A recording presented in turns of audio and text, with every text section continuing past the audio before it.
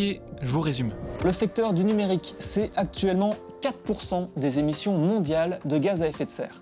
Pour se donner une idée, c'est déjà plus que l'aviation civile. Mais le plus inquiétant, c'est que ce chiffre pourrait doubler en seulement 5 ans et potentiellement atteindre les 15% en 2030. C'est franchement dingue.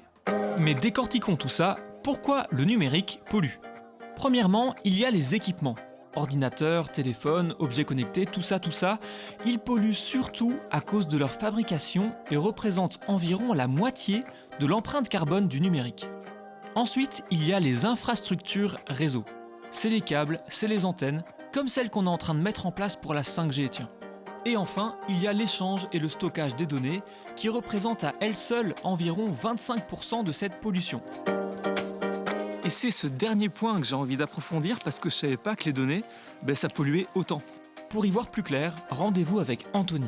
Son truc à lui, c'est de faire des sites les plus légers et donc les moins polluants possibles. Donc ici par exemple, c'est un site qu'on a développé et qu'on a optimisé pour un festival belge. Et si on compare ce site avec d'autres sites concurrents lors de la même année par exemple, il n'y a que 0,32 g de CO2 qui sont produits à chaque page. Et le site concurrent, on était à 7,49 g de CO2, ce qui est quand même plus ou moins dans la moyenne de ce type de site. Et donc voilà, ici on avait quelque chose qui était 23 fois moins nocif. Ce qui a vraiment d'importance, c'est que lorsqu'on va sur un site, il faut bien avoir conscience qu'on télécharge des données, on télécharge des fichiers, des informations, et plus ces fichiers, qui peuvent être des images, des vidéos, du code ou autres, sont légers, moins ce sera énergivore et moins ça demandera de l'énergie pour fonctionner. Tout comme une ampoule qui serait allumée, par exemple, pour pouvoir générer cette énergie, il y a effectivement du CO2 qui est dégagé. Des sites plus efficaces, c'est déjà une partie de la réponse. Mais pour vraiment changer les choses, il faut aller plus loin. On en parle à l'Institut belge pour le numérique responsable. La prise de conscience est encore très très faible, voire même inexistante à certains endroits. Personnellement, moi j'ai travaillé pendant plus de 20 ans dans l'IT et je n'avais quasiment aucune idée jusqu'à assez récemment de ces impacts. Je suis tombé de ma chaise en les découvrant.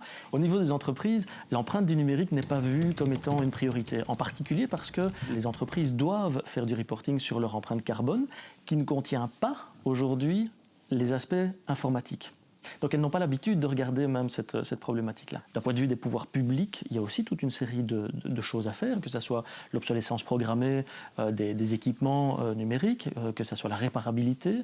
Il y a aussi d'autres aspects, comme par exemple, aujourd'hui on parle très souvent de données illimitées, d'abonnements à données illimitées pour les smartphones. C'est un non-sens d'un point de vue environnemental, puisqu'on encourage en fait à utiliser plus de données, on encourage en fait des usages polluant sans donner la possibilité à l'utilisateur de se rendre compte de l'impact de pollution qu'il a. Effectivement, on a tout à construire au niveau des entreprises, des pouvoirs publics et des personnes privées. Ok, il nous reste environ 30 secondes, c'est parfait. C'est juste le temps qu'il faut pour voir des bonnes pratiques qu'on peut tous faire à la maison. C'est parti. On commence par le plus impactant, garder ses appareils plus longtemps. 2. Éteindre les appareils quand ils ne sont pas utilisés. 3. Modifier sa consommation de vidéos, c'est-à-dire télécharger, mieux choisir ce qu'on regarde, ajuster la qualité et désactiver les lancements automatiques.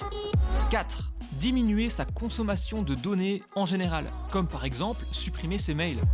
Et enfin, préférer le Wi-Fi à la 4G, tout simplement parce que ça consomme 3 fois moins d'énergie. Voilà, c'est qu'un début, mais on avance.